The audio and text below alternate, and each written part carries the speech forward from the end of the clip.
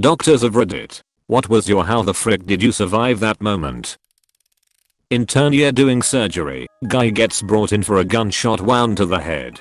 He was working at a jeweler that got robbed. His coworker was black bagged at the scene. He gets brought into the trauma bay and it's pretty hectic because GSW to the head and well he's alive. Not only is he alive, he's following commands but not speaking, probably from the shock. Cops are giving us reports saying he was likely shot with a .357 snub nose they recovered at the scene. So we do our primary and secondary survey and all this guy has is a single wood wound to his left frontal scalp where the bullet went in. So the team hasn't really seen something like this before. Sure, a GSW to the head wasn't new, but this guy was otherwise completely fine. The decision was made to get a quick frontal and late head x-ray to verify where the bullet was before proceeding to court. Well, we don't see any bullet on the films. There's no bullet on the board or bed or within the patient's clothes. The man was shot in the head and the bullet bounced off his skull. Court showed no fracture even. It was wild. Never seen anything like that since. Sounds like it hit his skull at a tangential angle and basically damaged the skin, but grazed the bone. Unbelievable. Unless he's Wolverine. I mean, that's a possibility. It could also have hit something first, ricocheted off and hit his head with much less force. Enough to break the skin, but not the bone. I was working in the emergency department when a toddler came in after falling out of a 3-story window completely unharmed. The sad thing was they were from a rough neighborhood and the mum hadn't noticed for about half an hour. Apparently the friendly apartment pot smokers found him, checked him over, and sat with him for half an hour, and when mum didn't show up went to find her. The child was admitted overnight mostly for social reasons, but it's just amazing how well kids bounce. When I was small, around 4 or 5 maybe, don't remember the date, I got hit by 3 different cars in the span of 1 hour. I wanted to sit with my mom on the front seat and ran to the street from the back seat, got hit by a car and was sent flying by about 20 meters and hit a metal pole. I got up, tried to walk over to my family and got hit by another car. It was near an intersection and the car was driving pretty fast, so they didn't see the accident. At this point in time my family was freaking out and all I remember is my mom going to the hospital with me and the rest is blank until after I leave the hospital. I was fine. After I got out of the hospital I decided to run for some fucking reason and got hit by another car. I had a concussion and a nosebleed from this ordeal, but completely fine in every other way. I hope you treat your parents nice, because oh my goodness dude, you did not make it easy for them that day. Every time I think this question, the answer is usually meth. One guy got hit in the face hard enough to let air into his brain cavity and was being an absolute asshole, which seemed to be normal for him, and literally asked, "Got any meth?" When I offered some pain relief. To my understanding, he recovered without any need for surgery. The human body is both scarily resilient and scarily fragile. Last Sunday, I got vestibular neuritis. What this means is a single nerve in my head got an infection. One nerve. A tiny little nerve. That made my balance go haywire, resulting in a week of vomiting, and being unable to stand or walk, and basically being a vegetable. But this guy lets fucking air into his brain cavity, and is perfectly fine. Dude, meth is a hell of a drug. I've seen people practically invincible on that shit. It's insane. Humans are capable of much more than we realize, because our body and brain limit what we do to prevent harming ourselves. And people usually underestimate what the human body can do. Pretty much anyone can bite a finger off, or tear through clothes or skin with relatively little trouble. Back in the day, when I could still practice martial arts, I'd see some really nasty cuts and tears when someone forgot to trim their nails. Enough so that a few times stitches were needed. I've seen a finger broken, then twisted, which drove the bone through the skin. The dude was left with pretty much just skin and some tendons keeping things attached. Can't really do that with the bigger bones in the body, at least not by hand, but humans are only considered non-dangerous animals in comparison to predators that evolved better physical weapons. The average human can kill another with bare hands pretty easily. The idea behind people on some drugs being extra dangerous is that they don't have those self-limiting protections, so they are able to use their full strength. That would indeed make them capable of some scary stuff. They have no fear of injury because they are mindless. Not a doctor yet, but I worked in a trauma center as a scribe before starting med school. Basically, I was attached at the hip with a doctor to do their documentation. One guy wrecked his car into a wooden fence, and a wooden fence post went in his mouth and came out the back of his neck. It was the kind of fence post that was double the size of his mouth. It had basically pushed all of the important anatomy to the side as it impaled him. There were consulting doctors for like 10 different specialties working on this guy in the hospital. Several weeks later, after he fully recovered, he walked back in the emergency department to thank everyone. Verbally? Well, if he did it telepathically, I'm going to start deep throating fence posts. I was a surgical resident in a small town hospital. We got paged to see a patient for a spared piece of driftwood through the leg. We were thinking it was a nicked femoral artery and discussing if this poor kid needed amputation. When we saw him, he was standing on the skewered leg taking a piss. Turns out the wood missed every single one of the vital vessels and no fracture, just muscular damage. Did you just come around a corner in the hallway and he was pissing on the wall, or did you chase him into the bathrooms? Probably a portable urinal. Not a doctor. My dad, who is one, told me this story once. He has this 12-year-old patient, let's call him Tim, and everyone in the hospital firmly believes he's immortal. Tim was born with a bad heart and is constantly in and out of the ICU. By in and out of the ICU, he goes in almost once or twice a month. 9 out of 10 admissions, Tim flatlines. Strangely, Tim always comes back, even if you don't resuscitate him. I'd say Tim flatlined about 15-ish times in total. It's at the point that whenever Tim flatlines, nobody panics. Not even his mom, and the first 3 times she fell on the floor crying. Hey guys, Tim's vitals are dropping. Again. Woo, that kid's definitely going for a record. Tim's pretty chill about it too. He talks about his IQ trips like how a normal kid talks about a mildly eventful day at school. Nobody knows how TF does Tim always come back. He just does. Frankly, I'm surprised the media hasn't done a story about it. BC, it's fucking metal. Tim Mortal. First year of my core surgical training, I was on call in a very small rural hospital. This hospital only had 2 doctors on at night, me and a medical trainee, and no emergency doctors. It's about 11 PM and this guy, 26, comes in after being in a fight. Blood pumping from his nose, which was clearly fractured. I suspected he probably had other facial fractures underneath, but he was awake and talking to me, otherwise seemed fine. I spent about 45 minutes trying to stop the blood, using all sorts of nose packs, pressure, even tried a catheter balloon to try and tamponade it. Nothing was working, and he was starting to go into shock, and I was basically shitting myself at this stage. Based on his vitals, I'd estimated he'd lost almost 1.5 liters of blood so far. Nearest proper surgical hospital was 45 minutes away, and my consultant was at home, 25 minutes from the hospital. Eventually I got 4 bags of own egg from the lab tech happened to be in, which was very lucky. Put this guy in the back of an ambulance, still bleeding, and sent him blow light to the surgical center in the city. Got a phone call about 3 hours later from a surgeon at the other hospital, saying he had brought the patient to theater and been able to control the situation. He was probably 15 minutes from dead. If you come into that kind of small hospital with that much bleeding, all stats say you're in trouble. The guy was very lucky his friends got him in so quickly. Emergency nurse. Once had a guy come in who had been cutting a tree with a chainsaw when it hit a knot in the wood and kicked up into his neck.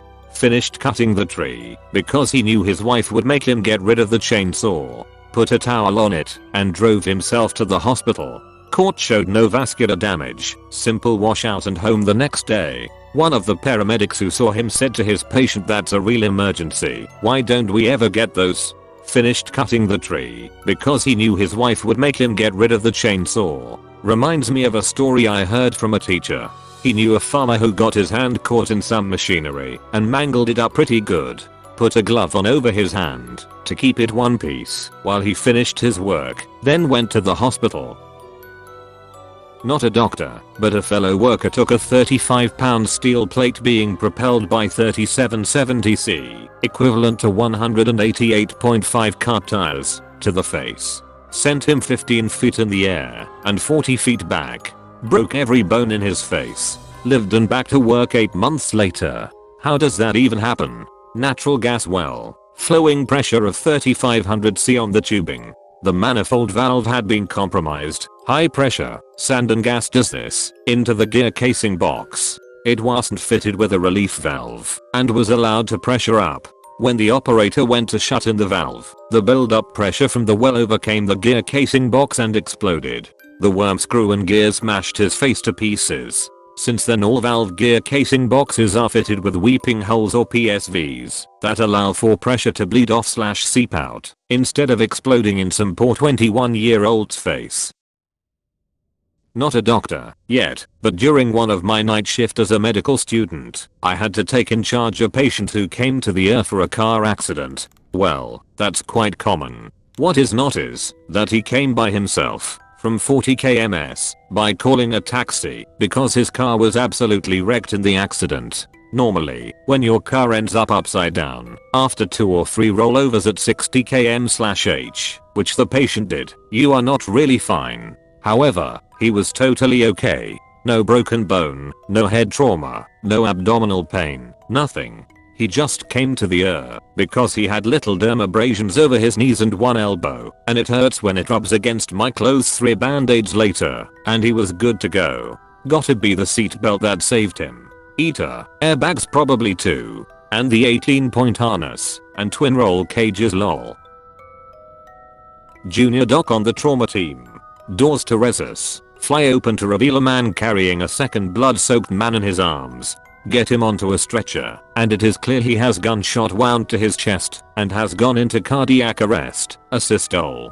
Chest compressions start, and within minutes the R&D consultant is performing an open thoracotomy in order to start cardiac massage.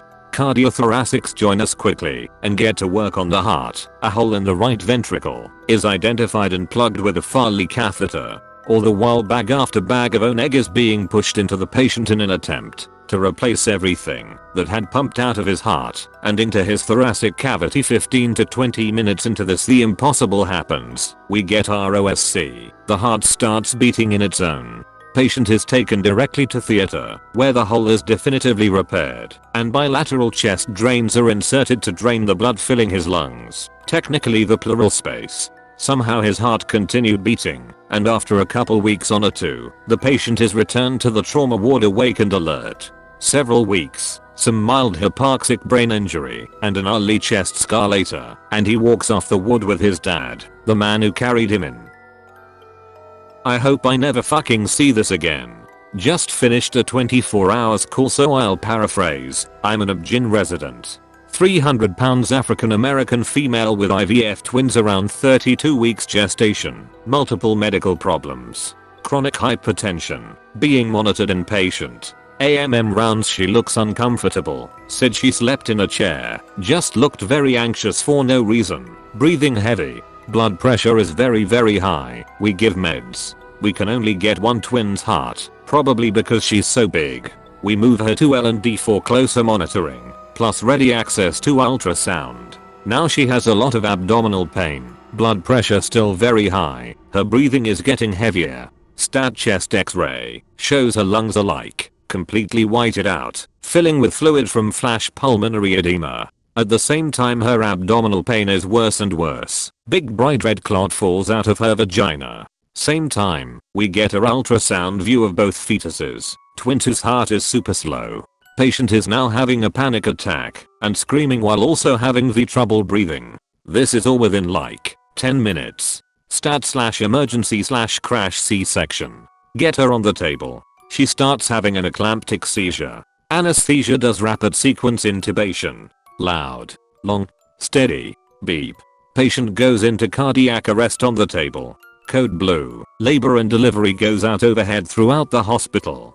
Phones all over the floor start blowing up. White coats and scrubs sprinting onto the floor. ICU comes running. Rapid response team comes running. General surgery comes running. A double NICU team comes running. There's like 30 people in the OR. ICU is giving chest compressions and running the code. Surgery is putting in a central line. Rapid response is setting up to shock. Abjingo skin to baby #1 in about 54 seconds. There's blood everywhere, compression still going while operating. Second baby comes out very still looking. Placental abruption, the high blood pressure flooded her lungs and tore the placenta off the uterus. NICU takes both babies. They eventually do just fine as far as hospital course goes. Mom achieves her OSC, return of spontaneous compressions. Her heart is beating on its own now. Still bleeding. Massive transfusion protocol initiated. She eventually gets somewhere between 14 to 20 units of packed red blood cells plus plasma, platelets, other stuff. Thank you for giving blood. It actually actively saves the lives of people who wish they could know who to thank.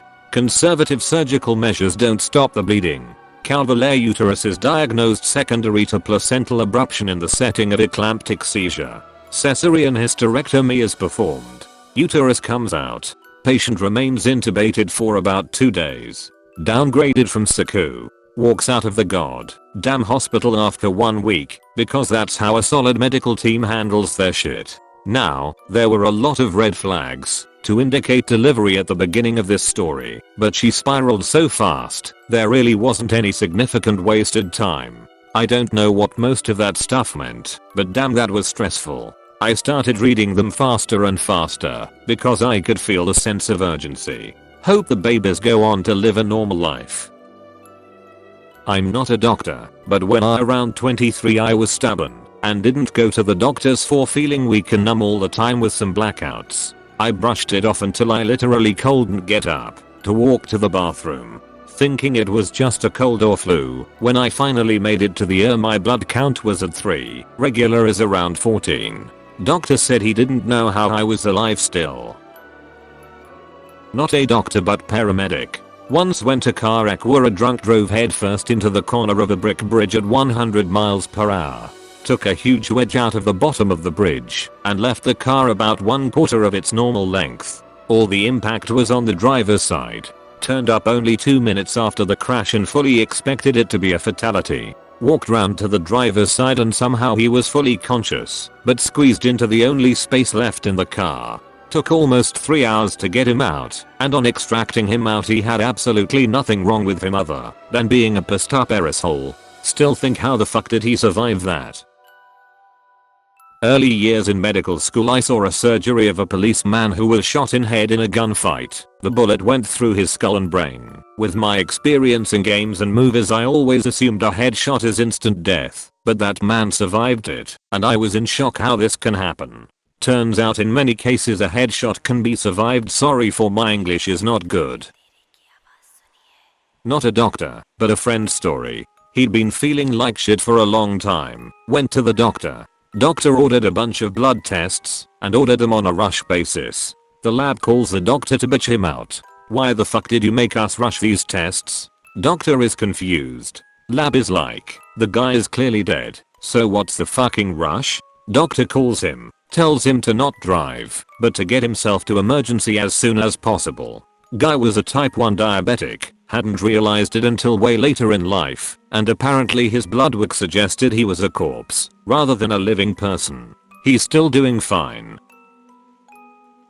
Not a doctor, but a patient. My husband took me to the local hospital said for ongoing severe lower abdominal pain. I figured uterus? The nurses took blood, hooked me up to an fourth, and gave me a little pain medicine. A nurse I hadn't yet seen came into the ed room looking very nervous and told me I was being admitted as my platelet count was 6,000. My husband and I were like, what? The nurse was very surprised I had no symptoms like bruising, nosebleeds, and blood in urine or stool.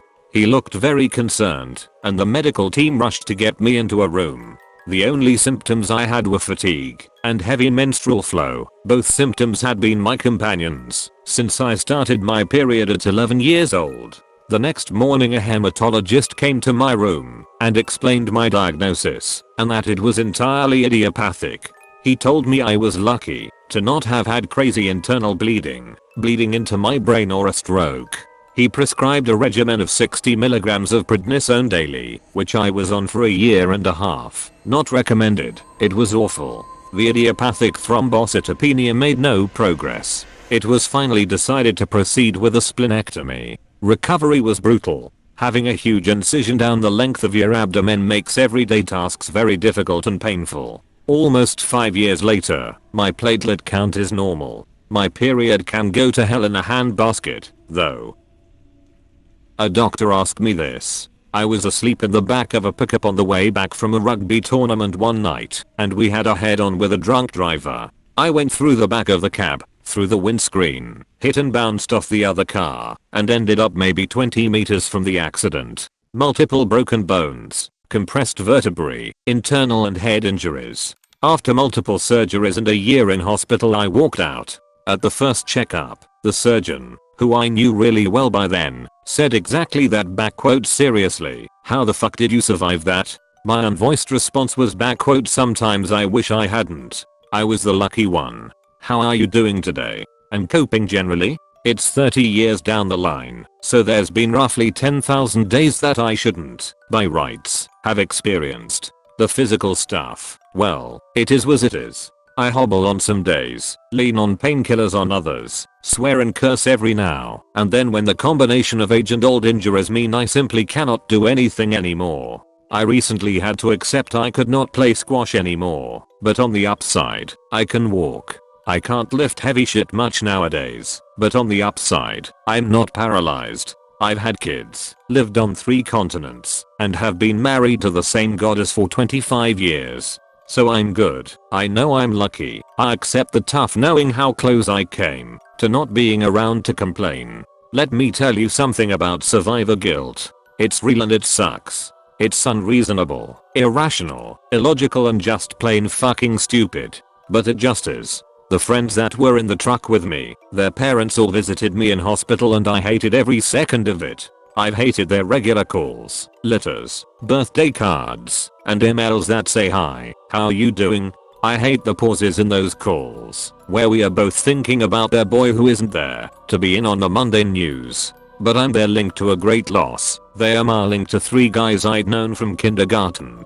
I hate it, and I appreciate it so much. It is what it is. Thanks for asking. Subscribe for more quality Reddit content and the occasional Baby Yoda.